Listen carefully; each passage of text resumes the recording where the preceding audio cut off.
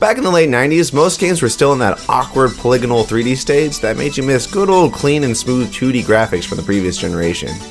Even at their best, the N64 and PlayStation were incapable of creating detailed textures, facial expressions, articulate hands, and fully immersive environments outside of cutscenes. So when Shenmue hit the scene on Sega's next-gen console, the Dreamcast, you can imagine why people were blown away by its presentation. No one had ever seen gameplay that looked as good before. It was like playing a cutscene, but it was gameplay. Seeing Shenmue for the first time was like witnessing the birth of a new genre, and at the time, there was no game genre to classify it under, so Shenmue's director Yu Suzuki would need to invent a new term just to describe it. Originally intended to be released on the Sega Saturn, Shenmue was meant to tie in with the Virtua Fighter series, to serve as the origin stories of Akira Yuki. The story concept and plans to launch it on the Sega Saturn were both scrapped, and development would move over to the Dreamcast with no connection to Virtua Fighter, and a new original protagonist, Ryo Hazuki, replacing Akira as the main character. The story of Shenmue is simple, yet rich and engaging. Ryo witnesses his father's murder by some crazy kung fu dude in a green dragon robe named Lan Di. Having only one clue to go off of, Ryo embarks on a grand quest to find Lan Di and have him answer for his crimes. Shenmue may seem quaint by today's standards, and some may even go as far as to say it's boring or monotonous. Most of the gameplay is spent exploring a virtual Yokosuka and asking around for information regarding the murder.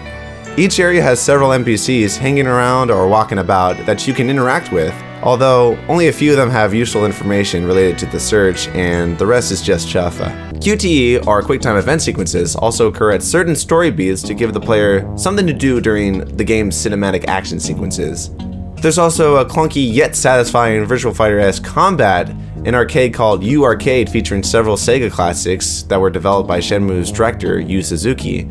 I see what you did there. There's capsule toy machines with Sonic and Eggman and Virtua Fighter characters, a stealth sequence, motorcycling, this old lady. You can talk to a guy named Tom who sells hot dogs. You can call a sweet girl named Nozomi who's too shy to admit she loves you.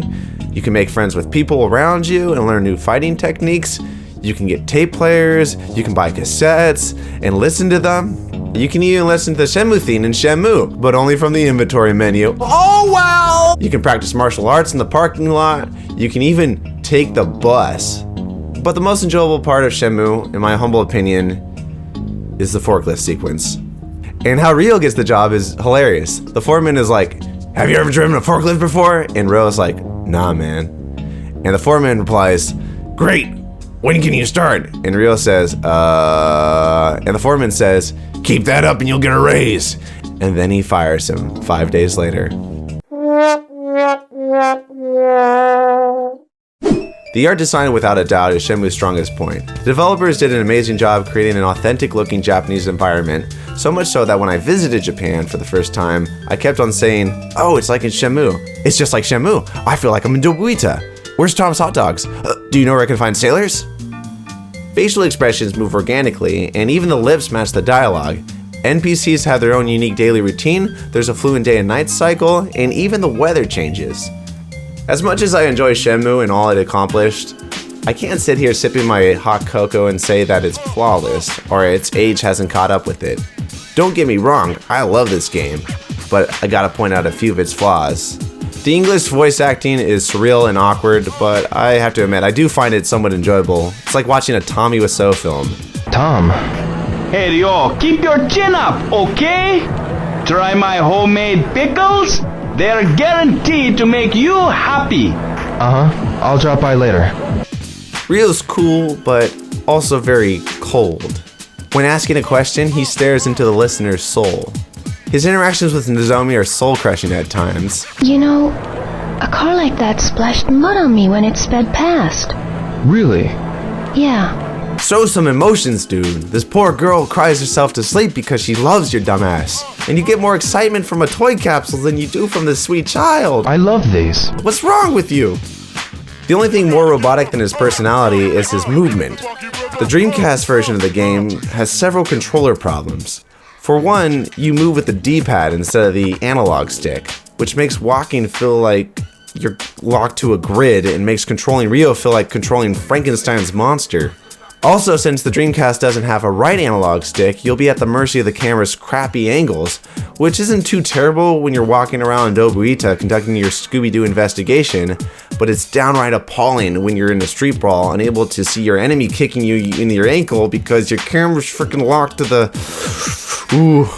Fortunately, a lot of these issues are rectified by the PS4, Xbox One, and Steam version of the game, which comes bundled together with Shenmue 2, so if you're interested in playing it for yourself, I recommend playing this version.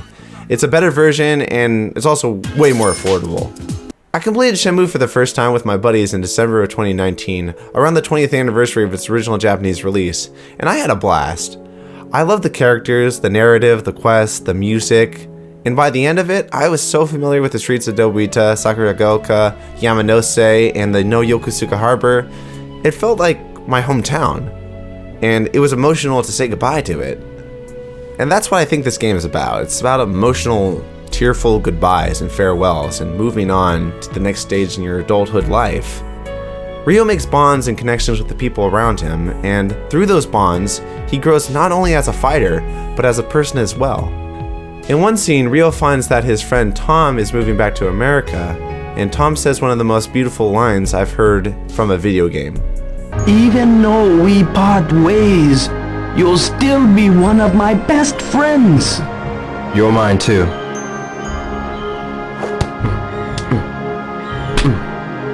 I wasn't ready for this game to hit me with such an emotional moment. It was great to see Ryo grow as a character, and finally take a moment to share a hot dog with his friends. There's more moments I'd like to talk about, but I don't want to rob them of their emotional impact, and I think the best way for you to experience it is firsthand. Yu Suzuki and his team made something that, at the time, no one had ever seen before, and for that, Shenmue deserves credit for pushing what a video game could be. But does Shenmue still hold up after 20 years? I'd say, yeah. Give this one a try, and pour one on the curve for the Dreamcast while you're at it. The candle that burned twice as bright and burned half as long. Here's to you, you beautiful, ambitious piece of machinery. That's me kissing the Dreamcast. Thanks for watching. I hope you liked this video. I want to make more videos like this, and if you're a fan of the channel, please hit that subscribe button and that bell notification so you'll always be up to date with my latest videos. And follow me on Twitter, join the Discord, and have a good one, my friends. Maybe I should get another. Changed my mind.